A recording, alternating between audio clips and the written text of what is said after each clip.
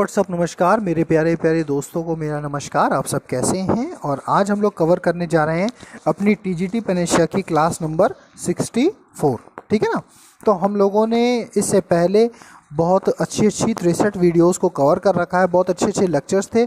और 52 के बाद से हम लोगों ने वन लाइनर सीरीज़ को स्टार्ट किया, जो कि हम 1000 तक ले जाएंगे।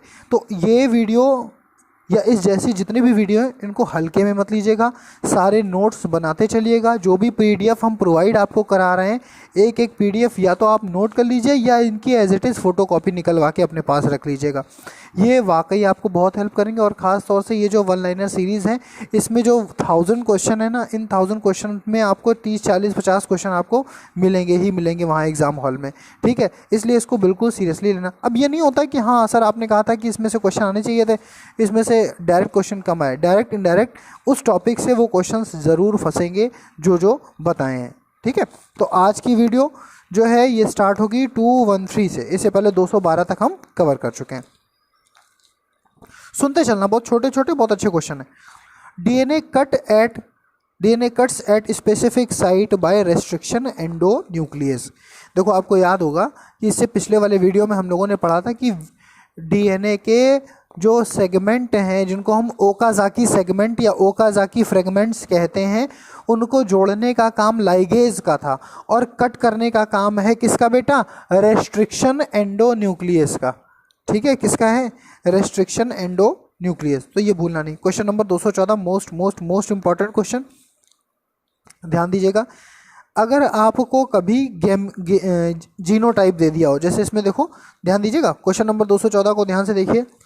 इसमें लिखा है capital R small R capital Y small Y. Genotype दिया हुआ है, दिख रहा होगा आपको ना। जब जीनोटाइप देने के बाद आपसे काइंड ऑफ गैमीट पूछे, क्या पूछे राजा बेटा?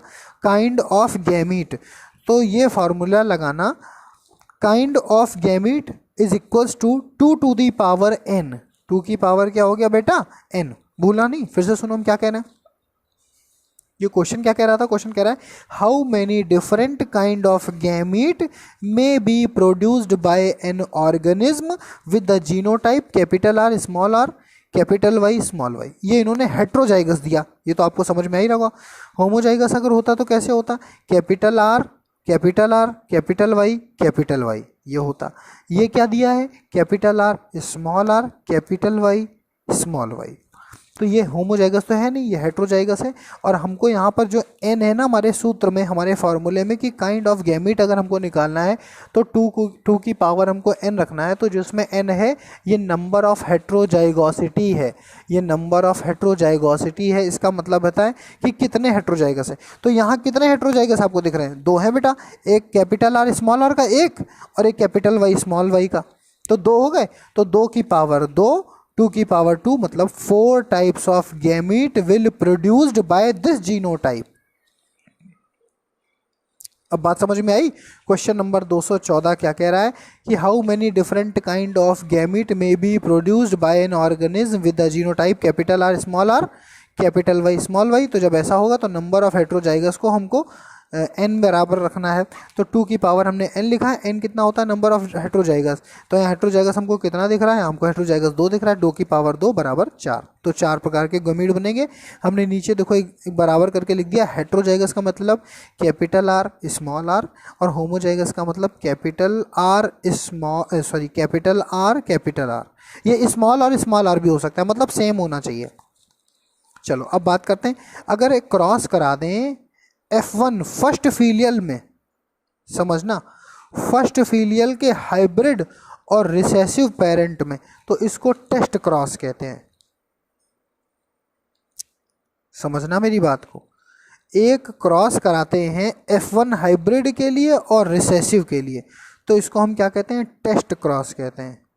हर टेस्ट क्रॉस बैक क्रॉस होता है, लेकिन हर बैक क्रॉस टेस्ट क्रॉस नहीं होता। ये बात याद रखना। ये क्वेश्चन पूछा गया था इसलिए हमने आपको बता दिया।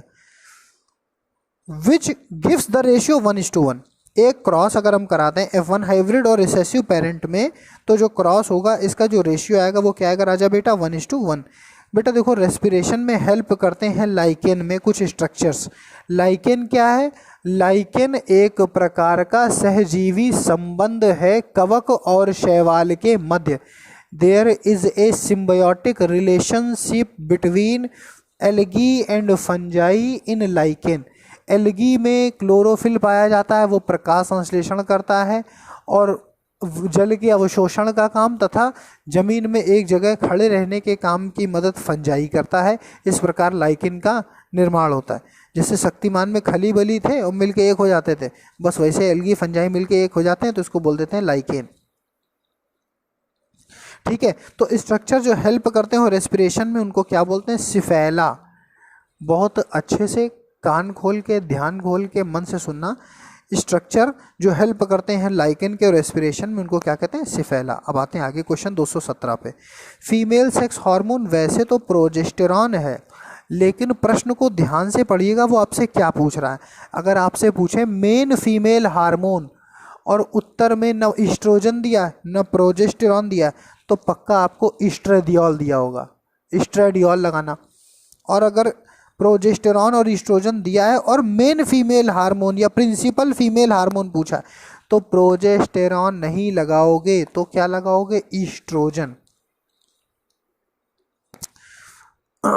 समझ रहे हो मेरी बातों को कि नहीं समझ रहे हो हमें पता नहीं, लेकिन हम फिर से बताने का एक बार प्रयास करते हैं। नॉर्मली फीमेल सेक्स हार्मोन पूछा जाएगा तो प्रोजेस्टेरॉन लगाओगे, लेकिन अगर फीमेल प्रिंसिपल हार्मोन या प्रिंसिपल फीमेल हार्मोन या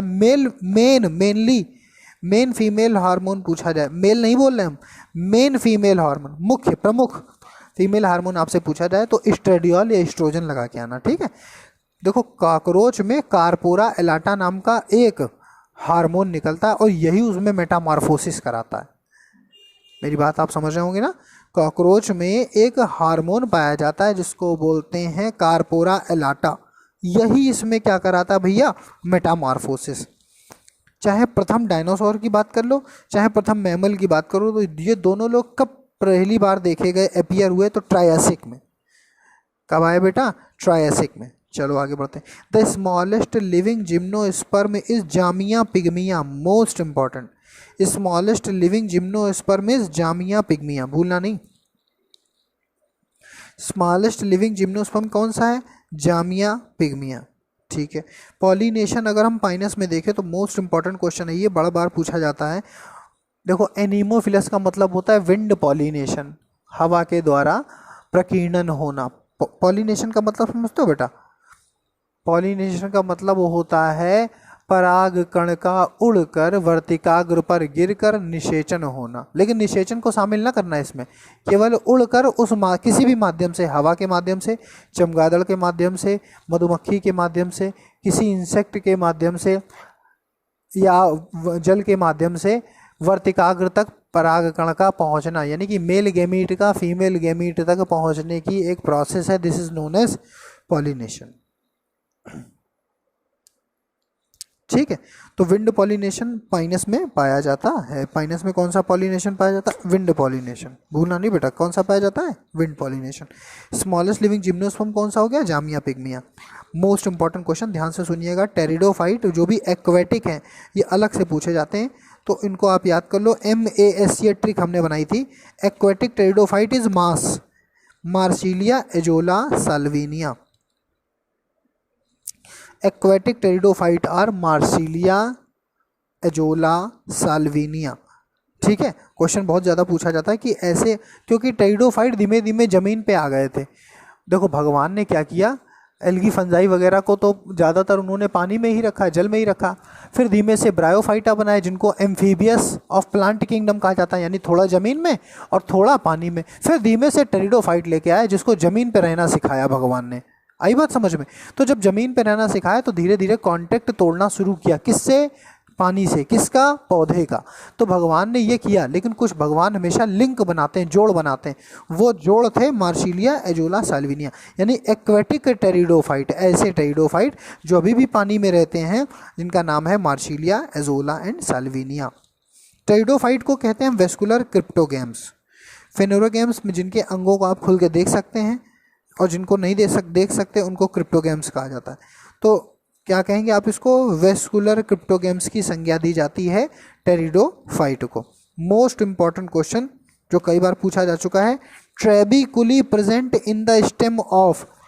हम अभी ये एक सिंपल सा सेंटेंस सबसे बोले दे रहे हैं कि ट्रेबिकुली क्या है क्या नहीं, ये आपको बताना है हमको कि व्हाट इज ट्रेबिकुली। ध्यान दीजिए, trabeculae present in the stem of Selaginella. ठीक है, आपने याद कर लिया।